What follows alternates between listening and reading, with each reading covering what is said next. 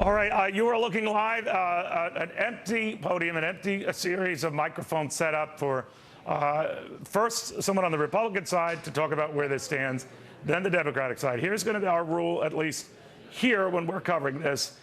When they start calling the other side names, we're gonna interrupt it. We don't think you deserve that, and we're not going to tolerate that. To John Snow, the former Treasury Secretary, joins us on the phone on the argument that this is one party's fault or the other's fault. But regardless, what they're saying, John, is that it's going to lead to total financial hell. That is the White House saying now that if we don't get a deal in soon, default is on the way. You say what?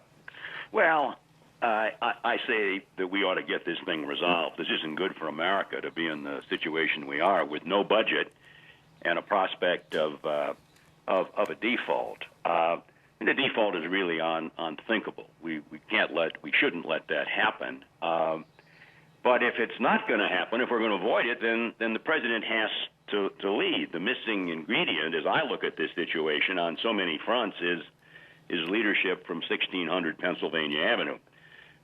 President needs to lead. It's his role. I remember President... John, if you can hold on there, I don't mean to interrupt you. Eric Cantor, the #2 Republican in the House, talking right now. Good. Constitutional right to practice your faith in religion would be upheld. So as you saw again, nearly unanimous on the House floor. And what we are looking at here again is an administration, a president that seems to be unwilling to sit down and talk with us. We're doing it again. We're doing it again. That might in fact be the case. It might be the administration's fault. The other side is going to blame the Republican side, and you're the cause of this, and we're not the cause of this. So we'll keep monitoring this. I mean, no offense to Eric Cantor, but waste of time. All right, so John Snow, they're each casting fingers at each other. Yeah, you're doing a real service here to bring commentary on this subject from both sides and try and find some reasonable, sound middle ground. What is the middle ground, though? Where do you think the middle ground will be found? Oh, I think we will find middle ground.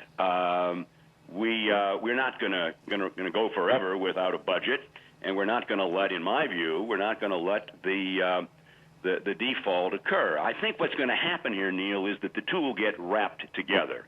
The shutdown and the default prospect coming on October 17th, I think they get rolled together. Well, that would mean, John, that the government shutdown lasts at least through the 17th. At least. That's right, and that's not the end of the world. We know that. We can survive that. We've had long shutdowns before. This would be longer than most, but we can survive it. It's not something to be applauded. But I do think that the ingredients for a resolution are taking shape here. After all, a lot of Democrats want that tax on medical devices removed.